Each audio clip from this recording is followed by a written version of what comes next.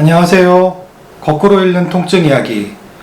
오늘은 팔꿈치 통증이 낫지 않는 이유에 대해서 설명을 드리도록 하겠습니다.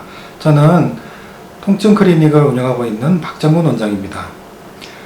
우리가 팔꿈치 통증이 있을 때 통증 클리닉을 자주 찾아가게 되는데요.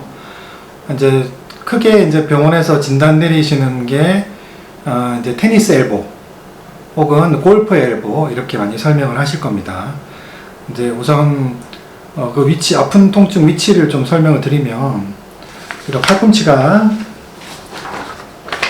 이렇게 있을 때 바깥쪽에 이렇게 튀어나오는 부분에 통증이 있으면은 이제 보통 테니스 엘보라고 이렇게 많이 하죠. 그리고 이제 팔꿈치 안쪽 부분에 이제 통증이 있으면은 골프 엘보라고 보통 얘기를 합니다. 그래서 방향을 헷갈리실까봐 이렇게 팔을 이렇게 들면 바깥쪽이 아플 때 보통 이제 테니스 엘보라고 하고, 이렇게 안쪽이 아프시면은 이제 골프 엘보라고 보통 얘기합니다.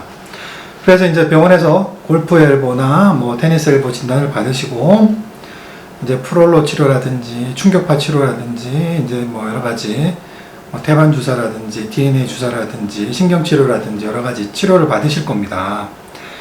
근데 잘 낫지 않습니다. 주사를 열심히 맞고 치료를 잘 했는데도 테니스 엘보, 골프 엘보는 쉽게 통증 치료가 되지 않습니다.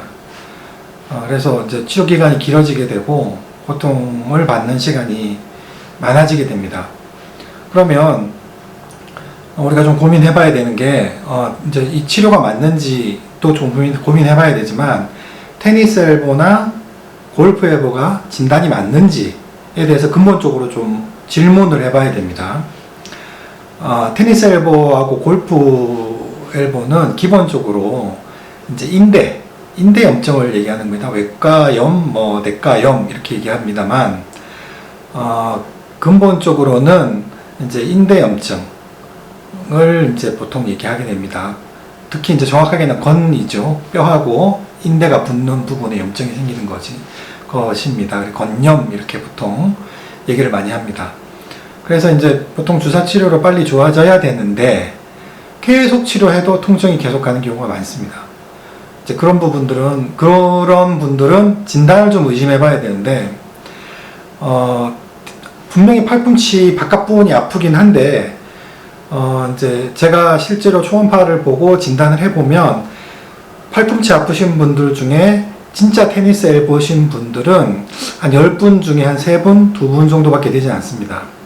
그럼 나머지 8분들은 진단이 어떻게 되냐? 우리가 이제 회외근이라고 하는 근육이 있습니다. 사진을 좀 보여드리겠습니다.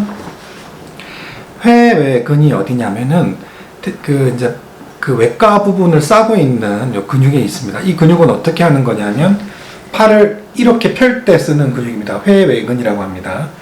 이렇게 쓰는 근육이 또 있고요. 반대쪽에는 팔을 이렇게 엎어지게 하는 근육도 있겠죠. 하지만 이거는 이제 외과 쪽에 붙어 있는 근육은, 회외근은 손을 이렇게 펼 때 쓰는 근육입니다. 이 근육은 어느 때 많이 쓰냐 하면 이렇게 뭘 문지르거나 걸레를 짜거나 뭐 병을 비틀거나 이럴 때 이제 주로 많이 쓰게 되는 근육들입니다.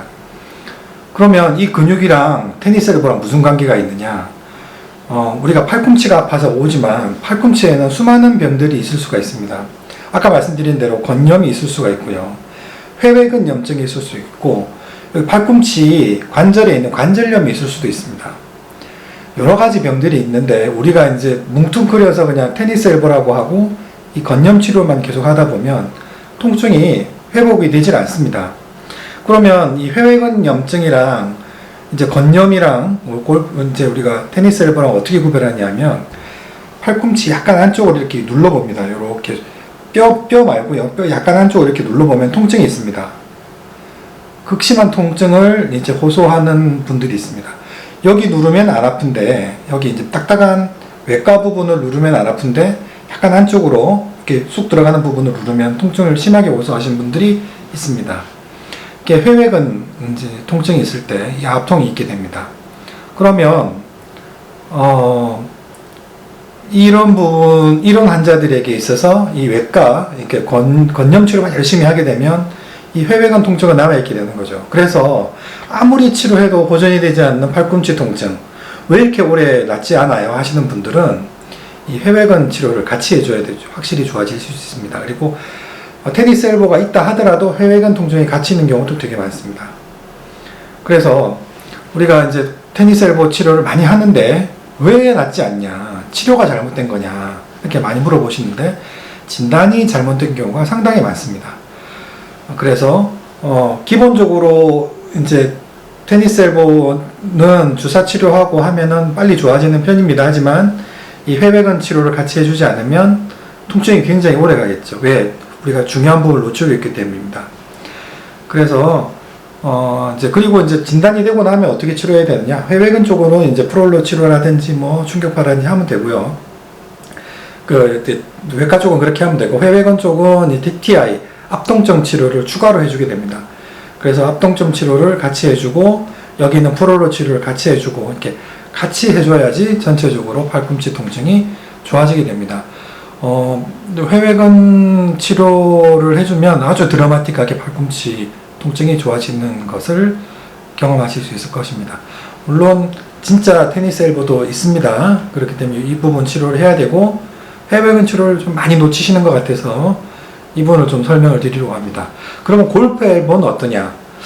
골프 엘보는 제 경험상 원래 조금 오래 걸립니다.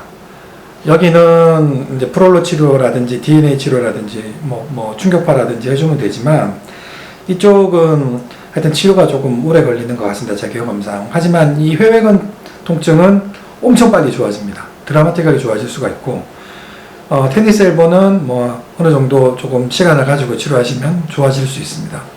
그래서 팔꿈치 통증이 있을 때 회외근이라는 근육을 놓치지 말고 꼭 생각해보자, 이 말씀을 드리고 싶습니다. 오늘은 여기까지 하겠습니다. 감사합니다.